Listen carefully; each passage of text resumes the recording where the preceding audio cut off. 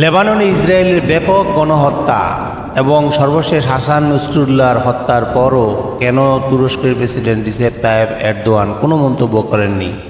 এর কারণ কি? আসুন এর কারণ জেনে নেই।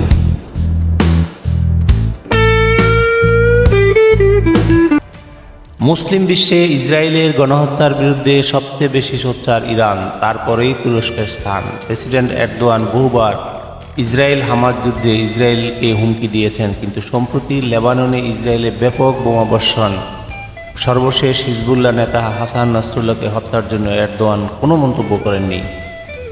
আসুন এর প্রকৃতি কারণ জেনে নেই। এরদোয়ান তুরস্কের বর্তমান প্রেসিডেন্ট। হিজবুল্লাহর সাথে তাদের কোনো সরাসরি সম্পর্ক বজায় রাখেন না, মূলত রাজনৈতিক ও আঞ্চলিক কারণগুলির মধ্যে অন্যতম।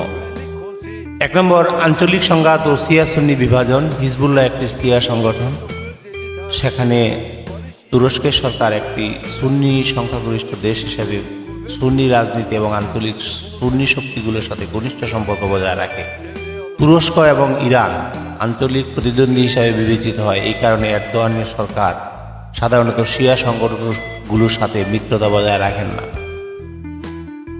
তুরস্কের ন্যাটো সদস্যপদ এবং পশ্চিমা জোটের সাথে সম্পর্ক। তুরস্ক ন্যাটো জোটের সদস্য এবং পশ্চিমা দেশগুলোর সাথে তাদের দীর্ঘমেয়াদী সম্পর্ক রয়েছে।